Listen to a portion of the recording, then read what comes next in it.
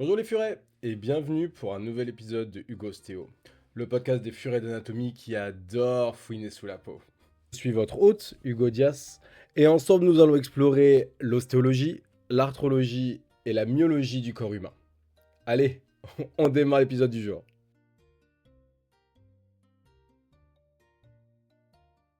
Épisode numéro 6, l'ostéologie du genou.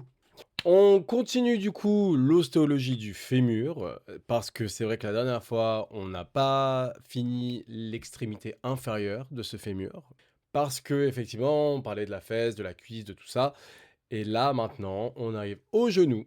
Et ce qui constitue le genou à la partie supérieure, c'est effectivement l'extrémité inférieure du fémur, qui est donc volumineuse, cette épiphyse, dont le diamètre transversal est supérieur au diamètre antéro-postérieur.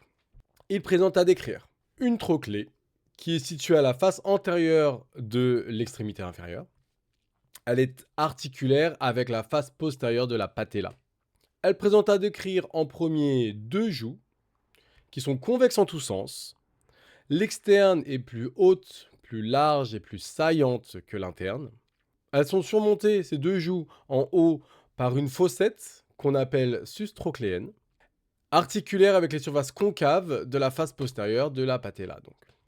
Et présente également une gorge entre les deux joues, qui est verticale et qui donc sépare les deux joues. La gorge s'étend de la fossette sus trochléenne au fond de l'échancrure intercondylienne. Cette gorge est articulaire avec la crête de la face postérieure de la patella. Plus de cette trochlée, l'extrémité inférieure du fémur présente deux condyles, qui sont déjetés en dehors et latéralement par rapport à l'axe diaphysaire. Ces condyles sont convexes et leur rayon de courbure diminue d'avant en arrière. Le condyle externe a un grand axe antéro-postérieur, orienté en avant, et le condyle interne a un grand axe qui est orienté en avant et en dehors. Il présente ces condyles 5 faces à décrire. La face inférieure et postérieure, qui sont articulaires avec les glaines tibiales et les ménisques. La face sous-cutanée, qui présente à la partie moyenne une tubérosité. On trouve le long du bord inférieur de cette face sous-cutanée une gouttière, qu'on appelle gouttière suscondylienne, qui est limitée en haut par le bord supérieur où s'insère la capsule. Sur le condyle latéral, on a l'insertion du muscle gastrocnémien latéral en haut, le ligament externe ou latéral sur la tubérosité et le rétinaculum fémoro-patellaire latéral en arrière du ligament latéral. Dans la gouttière du condyle externe, on trouve l'origine du muscle poplité. Au niveau du condyle interne ou médial, on trouve l'insertion du muscle gastrocnémien médial en haut, du ligament médial sur la tubérosité et du rétinaculum fémoro-patellaire médial en arrière du ligament médial. Une face supérieure qui présente les tubercules supracondyliens avec un gastrocnémien latéral sur le condyle latéral et un gastrocnémien médial sur un condyle médial. La face axiale qui limite l'échancrure intercondylienne. On y trouve l'insertion du ligament croisé du genou. Au niveau du condyle externe, le ligament croisé antérieur qui s'étend sur un champ vertical et postérieur sur le condyle médial. Le ligament croisé postérieur sur un champ horizontal et antérieur débordant au fond de l'échancrure intercondylienne. Et enfin, l'échancrure intercondylienne, comme cinquième face à décrire, qui est limitée par les faces axiales et qui loge donc les ligaments croisés.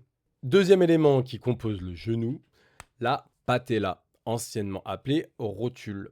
Alors c'est un petit os, qu'on appelle os sésamoïde, qui est situé en avant de la trochlée fémorale. Elle assure la continuité entre les tendons quadricipital et les tendons patellaires. On verra ça plus tard dans la myologie de la cuisse. La face antérieure de la patella, elle est convexe de haut en bas et transversalement, convexe en tous sens. Elle présente 3 champs de haut en bas. Le supérieur, avec le tendon quadricipital. Le moyen, qui sont donc les stries verticales du droit du fémur. Et l'inférieur, qui forme donc le tendon patellaire. La face postérieure de la patella maintenant. Sur les 2 tiers supérieurs, cette face est articulaire et présente une crête mousse verticale qui sépare deux champs, un champ externe, qui est le plus étendu, qui est concave en tous sens et qui est articulaire avec la joue latérale de la trochlée, et un champ interne, qui est concave de haut en bas, mais convexe transversalement, qui est articulaire avec la joue médiale de la trochlée, et au pourtour duquel s'insère la capsule. Le tiers inférieur de cette face postérieure de patella est extra-articulaire. La base de la patella présente d'arrière en avant l'insertion de la capsule, d'une bourse séreuse qui évite le frottement des fibres musculaires à l'os et le tendon quadricipital le plus en avant. Sur les bords de cette patella, on retrouve d'arrière en avant la capsule, les rétinaculums fémoro-patellaires et les rétinaculums ménisco-patellaires. Sur le sommet de cette patella, qui est donc en bas, on retrouve le tendon patellaire. Troisième et dernier élément qui compose le genou, c'est l'extrémité supérieure du tibia, qui est volumineuse et qui présente à décrire 5 faces. L'extrémité supérieure du tibia est déjetée en arrière de l'axe diaphysaire. Sa face supérieure, aussi appelée plateau tibial, est horizontale et présente deux surfaces articulaires latérales, ce qu'on appelle des cavités glénoïdes, séparées par l'espace interglénoïdien, qui lui est non articulaire. Ces cavités glénoïdes, elles sont ovalaires, à grand axe orienté en avant et en dehors. Elles se relèvent sur leur bord axial au niveau des tubercules glénoïdiens, dont la partie périphérique est articulaire. Ces cavités glénoïdes sont articulaires avec les condyles fémoraux. Leur courbure n'est pas identique. En effet, la glène médiale est concave en tous sens, d'avant en arrière et transversalement, tandis que la glène latérale, elle, est convexe d'avant en arrière et concave transversalement. Sur leur bord périphérique s'insèrent les ménisques. Dans l'espace interglénoïdien, on trouve sur la partie moyenne les tubercules glénoïdiens, qu'on appelle également épines. L'interne est plus haute que l'externe. La face axiale de ces épines est non articulaire. La face périphérique prolonge la glène et elle est donc articulaire. Sur la surface interglénoïdienne antérieure, donc en avant de l'épine, s'insère la capsule, le ligament croisé antérieur et les cornes antérieures des ménisques. Sur la surface interglénoïdienne postérieure s'insère la capsule, le ligament croisé postérieur et les cornes postérieures des ménisques. Maintenant, la face antérieure de l'extrémité supérieure du tibia. Partie inférieure et médiane, on trouve la tubérosité tibiale antérieure, appelée TTA, où s'insère le tendon patellaire sur les deux tiers inférieurs. Le tendon patellaire est séparé de l'os par une bourse séreuse au tiers supérieur. Latéralement, on trouve deux crêtes où s'insèrent les vas de la cuisse, médiale et latérale.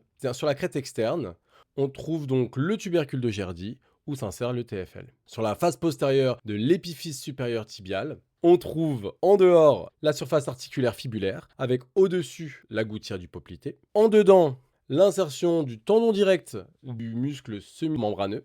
Et sur la partie moyenne, on trouve en haut le ligament croisé postérieur qui déborde de la cavité glénoïde. Et en bas, l'insertion du poplité. Enfin, sur les faces latérales, ou les tubérosités latérales, ou les marges infraglénoïdiennes, sur la médiale, on trouve une gouttière, où glisse le tendon réfléchi du semi-membraneux.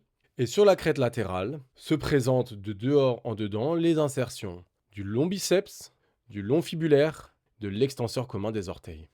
Merci beaucoup d'avoir écouté jusqu'au bout. Que tu sois étudiante en médecine, passionnée de sciences ou juste furée curieuse et que l'épisode t'a plu, ça m'aiderait beaucoup si tu pouvais lui donner quelques petites étoiles, que tu le partages pour le rendre visible, parce que l'algorithme est très sévère par ici. Tu peux soutenir le podcast Hugo Stéo directement sur Tipeee.